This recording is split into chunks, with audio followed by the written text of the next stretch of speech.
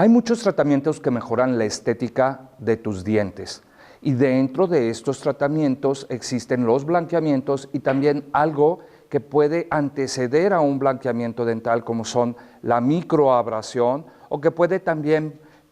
hacerse después de un blanqueamiento dental. Existen muchísimas condiciones que se presentan y bueno, el día de hoy vamos a hablar específicamente de lo que es microabrasión del esmalte dental. Quiero mostrarles algunos casos. Un caso clínico básicamente en Venezuela que está publicado en una revista del doctor Roberto Espinosa, que es un investigador de todo lo que es la fluorosis, las manchas de la fluorosis. Lo que yo les voy a hablar el día de hoy es de microabrasión. En algunas ocasiones se puede usar conjuntamente con un tratamiento que es de macroabrasión. El mismo nombre lo dice, microabrasión es un desgaste mínimo,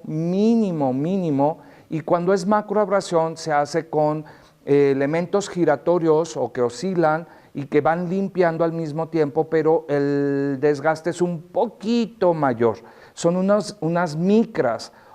y estas micras, pues bueno, pues en realidad van a hacer que tenga cierta duda ciertos pacientes. Muchas personas preguntan, oiga doctor, ¿y eso va a producir, es dañino? Ustedes se van a dar cuenta que es al contrario, todo lo contrario, y les voy a mostrar un estudio científico que dice que incluso es mucho mejor hacer la microabrasión porque queda una superficie muy pulida. Pero bueno, veamos aquí, miren, por ejemplo, esta es la macroabrasión al finalizar y este es de este lado estamos viendo las partes terminadas de los procesos de macroabrasión y de microabrasión, pero yo aquí quiero que ustedes vean el inicio de cómo llegó un paciente y primero se hizo una prueba en este diente a la mitad, lo partieron, digámoslo, y de un lado, si ustedes se fijan, le hicieron un pequeño desgastito con una fresa de grano de diamante, y esta fresa de fisura con granos de diamante tenía primero pues un grano regularcito, digamos que tenía un halo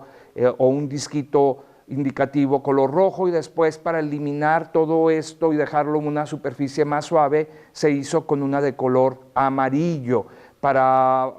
que ustedes vean la diferencia. Primero se hizo una parte, un lado de la mitad del diente, ahí donde ustedes están viendo las flechas, y luego ya después obviamente se hizo de toda la superficie de ambos dientes, del central izquierdo y del central derecho, y después de que se hizo este procedimiento con esta fresa, se terminó lo que se llama este proceso de macroabrasión. Y la macroabrasión que pasó de hacerse de este lado a este lado, así finalizó, y después de la macroabrasión aquí aplicaron lo que es microabrasión, que ahorita les voy a explicar cómo se hace la microabrasión, y vean la superficie cómo quedó lustrosa, brillante, incluso se dice que es hasta repelente de caries, porque aquí la caries es más difícil que se instale, porque hay unas bacterias que se instalan para que se produzca la caries, digamos, se resbalan. Es el Streptococcus mutans, que le gusta adherirse a las superficies del diente, instalarse, ir desmineralizándolo para hacerse caries, pues aquí va a ser más fácil que resbale. Esta es otra microabrasión que se hizo conjuntamente con macroabrasión. No siempre se usa la macroabrasión, de hecho a mí no me gusta tanto hacer macroabrasión, pero este es un caso que está publicado en una compañía que es prácticamente Ultraden, y este lo tienen publicado en internet, en las redes sociales. Yo creo que es el caso clínico más representativo que con lo que ellos se anuncian, y es prácticamente dos incisivos centrales ahí que les hace la técnica. Primero se le desgasta tantito, no debe de perder la forma el diente y debe de ser a muy bajas revoluciones, es muy sutil, simplemente como para ir desgastando lo que es un poquito la capa que está manchada, y que al momento de que nosotros podamos hacer la microabrasión con esta sustancia que ellos proponen, este agente clorhídrico viene al 6% y está mezclado con sílice, y tiene o le proporcionan a uno unas pues copas que nosotros llamamos copas de hule o copas para hacer profilaxis, que tienen una tiene un cepillito al centro. Se han hecho varios estudios y bueno, ustedes pueden investigar en internet y se dice que estas copas de hule como que queman y a veces no es tan bueno, no queda tan bien con el hule, con la goma, al ir nosotros puliendo. Existen algunas fresas compactas y que no estén tan auladas para que no vayan a generar una fricción, una sensibilidad. Al final del programa van a ver ustedes casos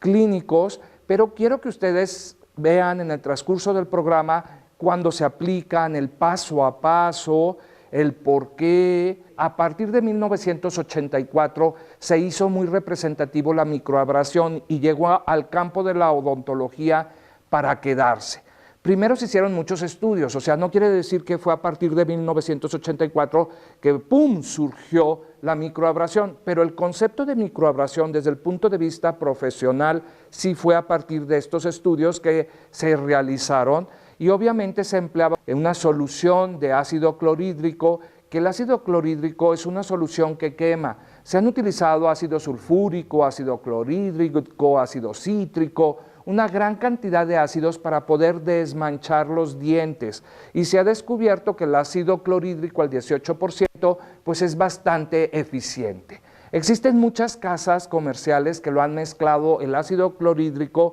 y han disminuido su concentración del 18 al 12, al 8, al 9, y esta concentración hace que, bueno, pues entonces sea un poquito menos ácido y para hacerla un poco abrasiva la mezclan con piedra pómex pulverizada o con sílice. Entonces, dependiendo de la compañía, de la marca, que existen muchísimas, es la concentración, pero generalmente existe desde el ácido clorhídrico al 18%, y para que esta solución, que es acuosa, no escurra y no queme los tejidos, porque esta es de una aplicación que debe de ser estrictamente hecha en un consultorio dental por un profesional, entonces es que se le agregaron estas otras sustancias para que se haga una pasta, para que no sea una solución, sino que sea una pasta abrasiva que al momento en que nosotros vayamos a emplearla podamos controlar el escurrimiento prácticamente, pero a la vez esta pasta pues tienes dentro de sus componentes agentes que nos ayudan a poder hacer la microabrasión y desmanchado. Principalmente es para quitar manchas, pero dichas manchas deben de ser superficiales, es decir, están en el esmalte dental, que es la capa más externa, la capa más a la vista, que es el esmalte dental, y este esmalte dental pues tiene cierto grosor, y estas desmineralizaciones, según los estudios, se dice que no deben de pasar de 0,2 de milímetro. Estas pueden ser principalmente manchas blancas, o sea, no nada más manchas café o amarillas, sino en general estamos hablando de manchas de color blanco, amarillento,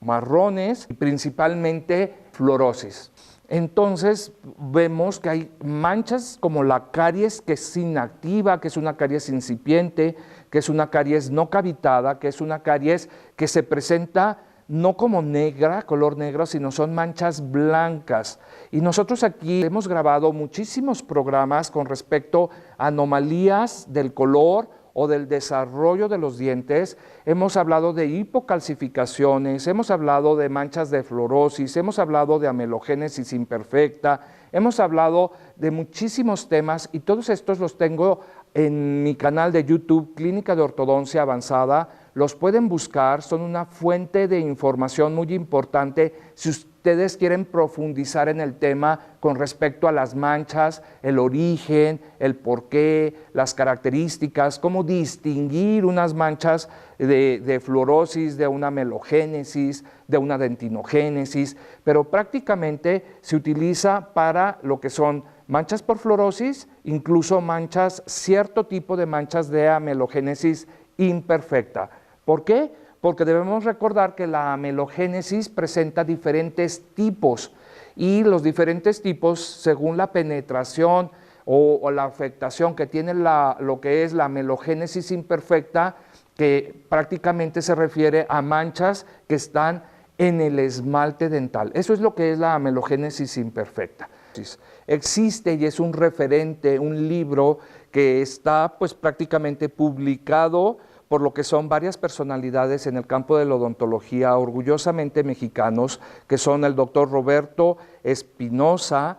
el doctor Roberto Valencia y el doctor Israel Ceja, donde hacen una clasificación, porque existen varias clasificaciones de la fluorosis. No es suficiente con saber que existe fluorosis ligera, moderada, severa, sino a veces queremos saber más de las características que se presentan. Y entonces esta clasificación está más completa y es más reciente. Es un referente a nivel mundial y bueno, es así como en algunos estudios se sabe que bueno, pues la fluorosis tipo 1, la fluorosis tipo 2 y la fluorosis tipo 3 y 4 tienen cierta profundidad en el esmalte, porque muchas veces es muy complicado decir, bueno, ¿qué tanto podemos o hasta qué punto podemos hacer la microabrasión? Porque si la microabrasión es solamente para quitar una parte muy superficial, muy poquito del esmalte, porque esa es una pregunta que hacen, ¿se va a desgastar? Pues sí, pero es demasiado, es imperceptible, son menos de 0,2 de milímetro, y entonces nosotros estamos hablando de una unidad de medida que se llama micra, es la milésima parte de un milímetro. La profundidad de una fluorosis tipo F1, de esas 1000 micras que tiene el milímetro, nada más van a ser de 10 a 30 micras, igual a tipo 2. La tipo 3 o TF3 es de 50 a 80 micras de esas 1000 que tiene el milímetro, y la TF4, su profundidad puede ir desde el 20 micras hasta 100 micras, es decir, la décima parte de lo que es un milímetro. Y acuérdense que nosotros podemos la microabrasión ir desde lo que es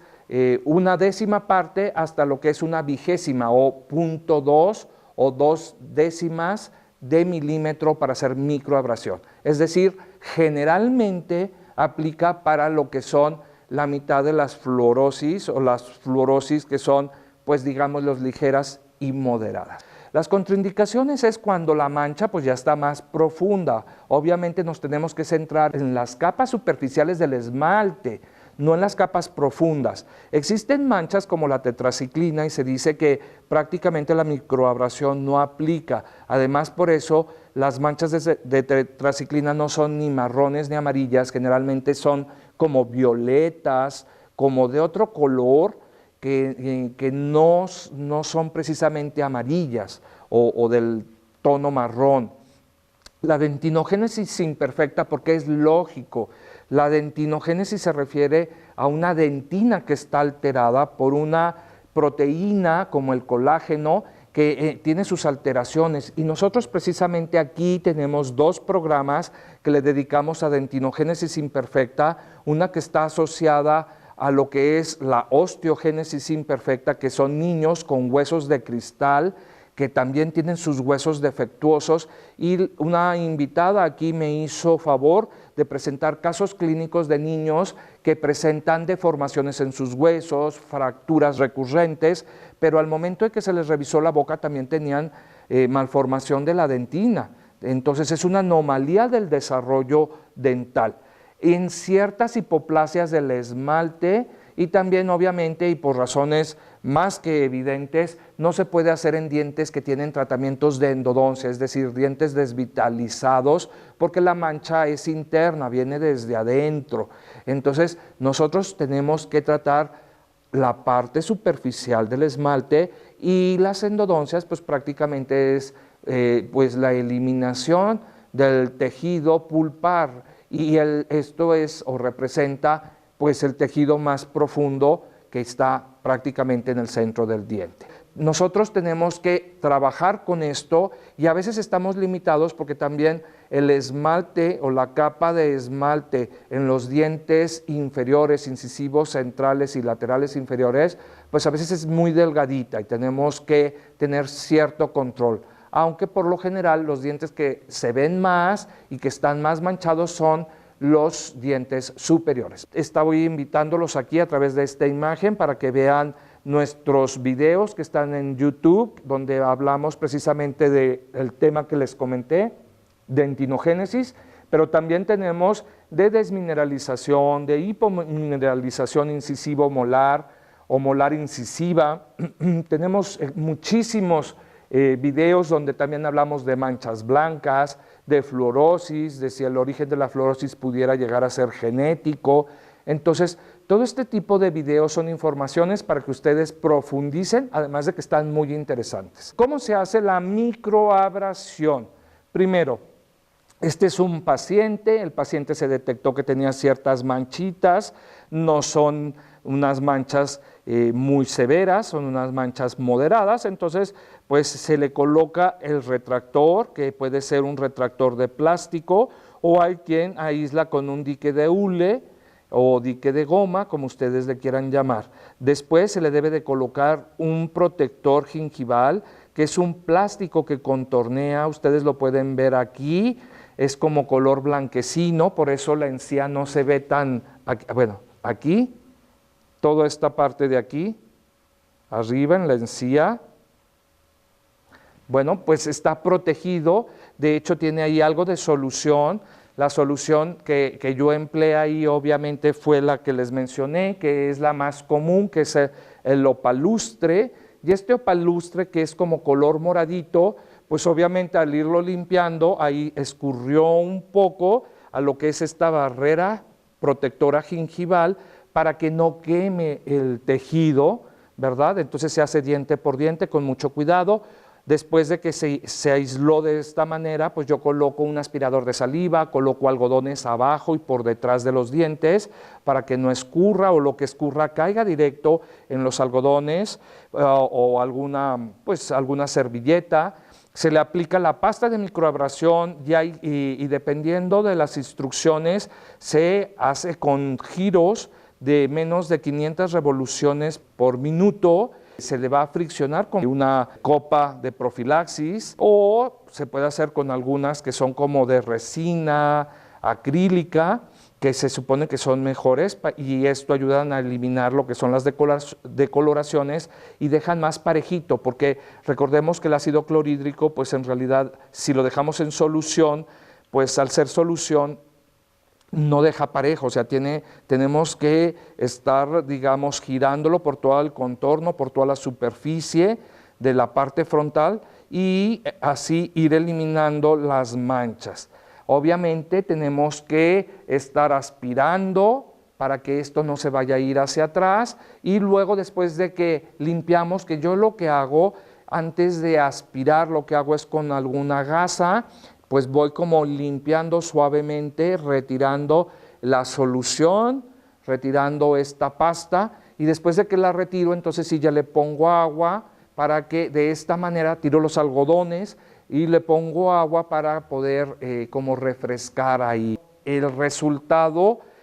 nos puede favorecer si después de esto podemos recurrir a un tratamiento de blanqueamiento, como también ya tenemos aquí un programa donde hablamos de blanqueamiento con peróxido de carbamida, con peróxido de hidrógeno que contiene un derivado de urea cuando se hace dentro del consultorio que es fotosensible. Tienen que ver estos programas porque son enlazados y prácticamente digamos que uno conlleva al otro y viceversa. Yo aquí recurrí a un amigo, al doctor Salvador Patiño, quien él me hizo favor de permitir hacer uso de estas imágenes de la compañía que él tiene. Es la única compañía de origen mexicano, hechos orgullosamente por un mexicano. Existen muchísimos, pero aquí en México él es el que representa lo que es estas soluciones que sirven para tanto blanqueamientos dentales, microabrasión y tratamientos de dientes que se han decolorado por tratamientos de endodoncia, es decir, tratamientos de blanqueamiento no vital. Tiene en su página, que su compañía se llama Perladent, algunos casos clínicos